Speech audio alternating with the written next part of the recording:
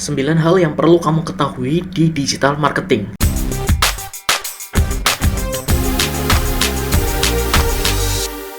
Dari namanya digital marketing, itu merupakan strategi marketing atau kegiatan marketing yang kita lakukan menggunakan digital.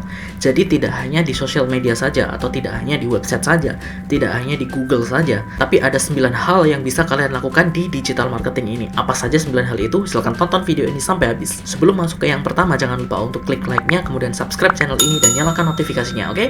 Thank you. Hal pertama yang perlu kalian ketahui tentang digital marketing adalah Google Business Co atau Google Maps. Jadi kalian bisa mempromosikan toko kalian atau mempromosikan bisnis kalian di Google Business Co atau Google Maps. Jadi kalau misalnya kalian search sesuatu di Google, biasanya akan tampil halaman Google Maps di sebelah kanan seperti ini. Nah, itu merupakan salah satu fitur dari Google Business Co. Jadi kalian bisa mendaftarkan bisnis kalian di Google Business Co seperti yang aku sudah jelaskan di video sebelumnya. Kemudian setelah terverifikasi, maka bisnis kalian akan muncul di Google. Tidak hanya di Google Maps, tapi kalian juga bisa membuat postingan. Kalian juga bisa membuat foto atau sharing foto-foto di bisnis kalian. Bahkan kalian juga bisa membuat website kalian sendiri. Nah, Google Business Co juga memberitahu customer jam buka kalian, kemudian nomor telepon kalian, kemudian hari apa kalian ramai dikunjungi. Jadi semua informasi tentang bisnis kalian itu bisa ditampilkan di Google Business Co dan bisa didapatkan oleh customer yang search di Google. Oke. Kemudian yang kedua adalah WhatsApp Business. Nah, WhatsApp Business ini beda dengan WhatsApp biasa. Kalau misalkan di WhatsApp biasa kita hanya bisa melakukan chat saja. Kalau di WhatsApp Business ini banyak sekali fiturnya. Yang pertama, kita bisa menambahkan email bisnis kita. Dan kemudian kita juga bisa menambahkan alamat bisnis kita. Jadi orang yang melihat profil bisnis kita di WhatsApp, entah mereka pakai WhatsApp Business ataupun WhatsApp biasa, bisa melihat alamat bisnis kita.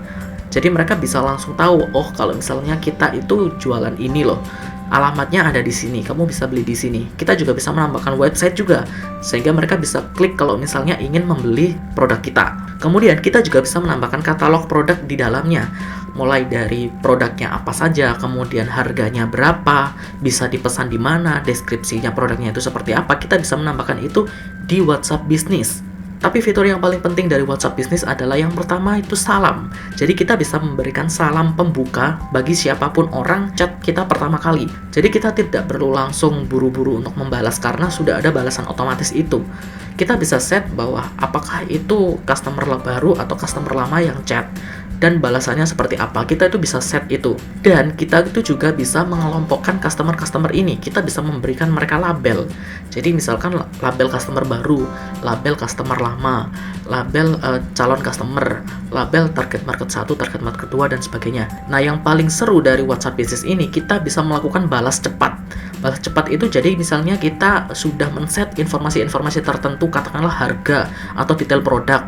Jadi di WhatsApp kita tinggal tulis garis miring atau slash harga, WhatsApp akan langsung menampilkan teks yang sudah kita set sebelumnya. Oke, selanjutnya adalah website. Nah, website ini juga banyak sekali fiturnya. Jadi website itu tidak seperti yang kalian duga, hanya tampilan website, kemudian ada listnya, ada artikelnya dan sebagainya, ada info tentang produk dan sebagainya. Nggak sesimpel itu. Sebagai pemilik website, kita itu bisa melakukan banyak hal. Yang pertama, mungkin yang paling banyak digunakan orang adalah analitik. Jadi kita bisa menggunakan Google Analytics atau fitur analitik dari website lain. Kita bisa melihat pengunjung hari ini itu berapa, halaman yang paling banyak dikunjungi itu berapa, dari mana saja kota orang yang mengunjungi website kita.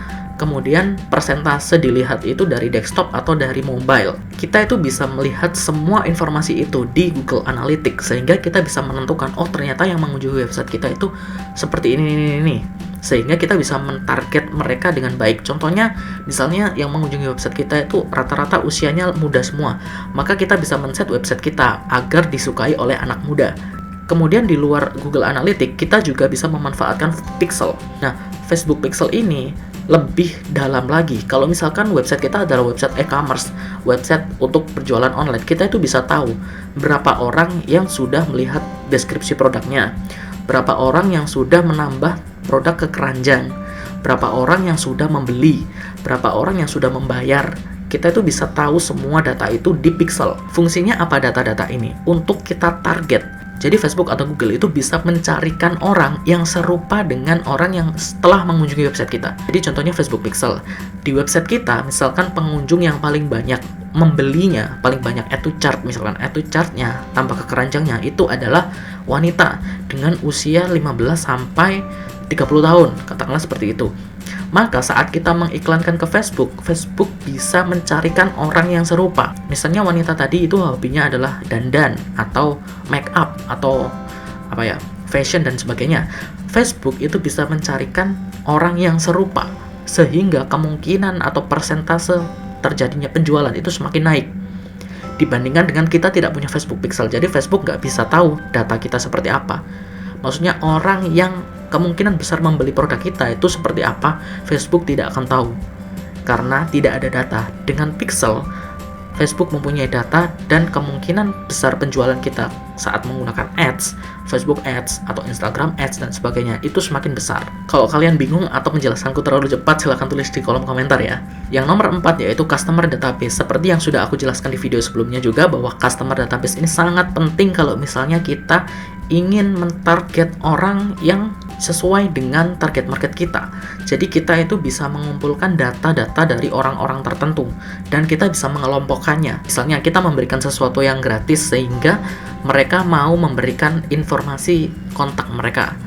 Contohnya, kita bisa memberikan sebuah free article, free ebook, free konten yang gratis untuk mereka, tapi dengan syarat mereka harus memberikan email mereka, nama atau email mereka. Database itu kita ambil kemudian kita kelola. Kira-kira orang yang ini itu tertarik dengan ebook yang ini. Misalnya ebook tentang masak, berarti orang-orang ini itu tertarik dengan masak. Nah, saat orang-orang ini yang di list customer database itu tertarik dengan masak, maka kita bisa menginformasikan hal-hal menarik lainnya tentang memasak. Setelah list itu terbentuk dan kita sudah siap untuk mempromosikan produk kita, kita bisa mentarget orang tersebut.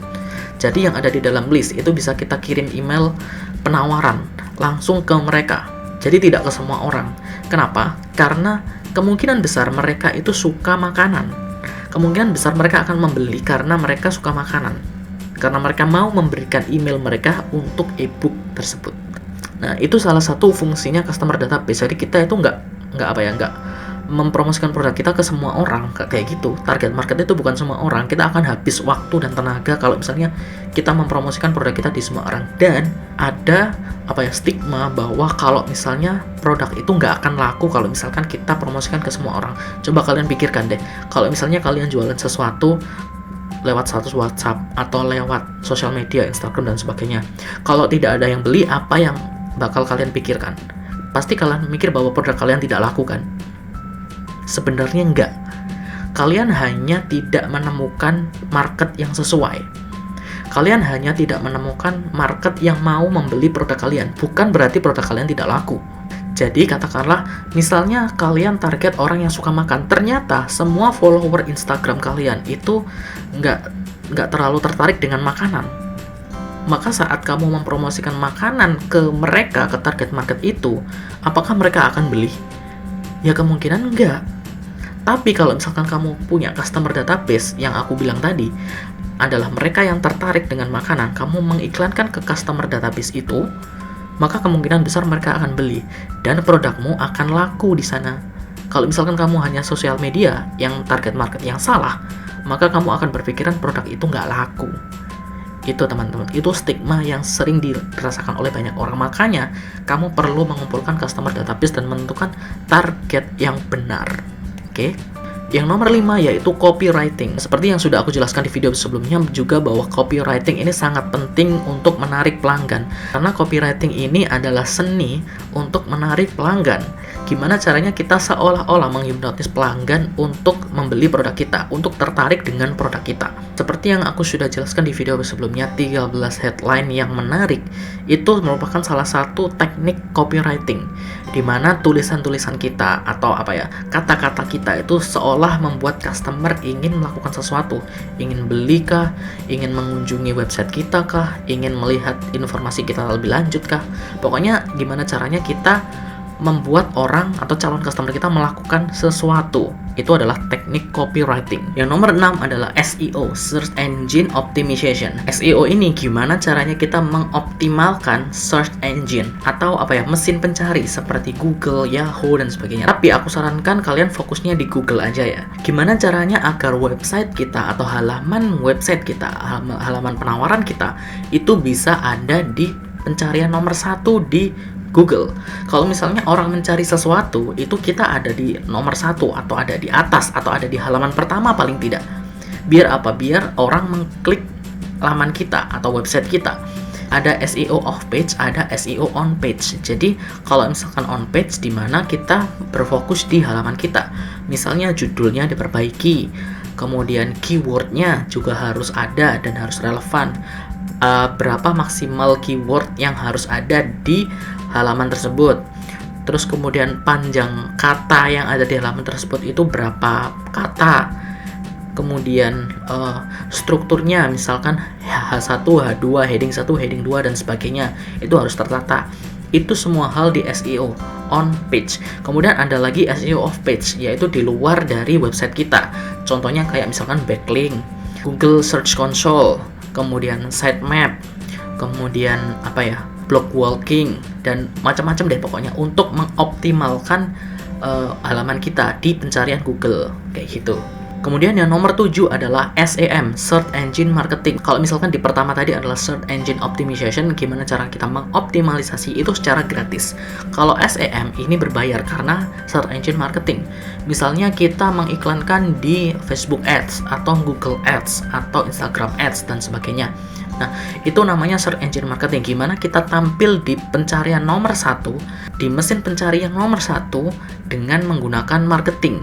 Kita tidak perlu mengatur banyak hal tentang SEO, kita cukup membayar biaya sejumlah tertentu agar halaman kita ada di atas. Kemudian yang nomor 8 adalah influencer.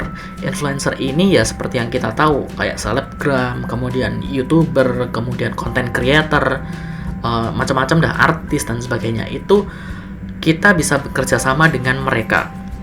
Jadi misalnya seperti endorse, kita mengendorse artis atau influencer atau selebgram atau siapa yang memiliki follower yang banyak sehingga produk kita itu bisa dilihat oleh followernya mereka. Tapi tentu saja itu dengan memanfaatkan digital. Jadi itu namanya digital marketing karena kita menggunakan digital. Jadi jangan berpikir bahwa digital marketing itu hanya iklan saja, enggak. Banyak hal di luar itu. Dan yang terakhir adalah halaman penawaran. Nah, halaman penawaran ini yang sering banyak digunakan oleh para internet marketer. Jadi kita itu membuat landing page, satu halaman di mana di dalamnya itu berisi semua penawaran kita. Seperti yang aku sudah jelaskan di video sebelumnya tentang cara membuat halaman penawaran yang bagus. Halaman penawaran ini dibuat atau ditujukan agar customer mau membeli produk kita. Untuk melihat penawaran kita itu seperti apa sih, untuk lebih meyakinkan customer dalam membeli produk kita. Kalau kalian ingin tahu lebih detail tentang halaman penawaran itu seperti apa, kalian bisa cek videoku di description box di bawah. Dan video-video lainnya tentang bisnis ada juga di description box di bawah. Pastikan kalian menonton semuanya. Oke, itu saja yang bisa aku sampaikan tentang digital marketing. Well, kalau misalkan disuruh milih kita ingin menggunakan yang mana, aku sarankan kalau bisa, gunakan semuanya. Tapi kalau nggak bisa ya kalian pilih atau prioritaskan sesuai dengan kemampuan kalian dan target market kalian. Kira-kira nih target market kalian itu ada di mana? Kalau misalkan mereka sebagian besar itu ada di Google atau mencari sesuatunya itu dari Google, maka kamu perlu melakukan digital marketing segala hal yang berhubungan dengan Google. Kalau misalkan itu ada di sosial media, maka kalian perlu melakukan digital marketing yang berhubungan dengan sosial media. Jadi kalian perlu tahu atau perlu riset target market kalian ada di mana dan kemampuan kalian seperti apa. Oke? Semoga kita semua bisa punya bisnis yang sukses, yang bermanfaat bagi kita sendiri, bagi orang-orang di sekitar kita, dan bagi semua orang. Karena kami percaya bahwa orang Indonesia memiliki kreativitas untuk membuat karya yang berkualitas. Tetap belajar, terus berkarya, dan selalu bersinergi. Mari berkarya, ini karya kita. Subscribe ya. Thank you.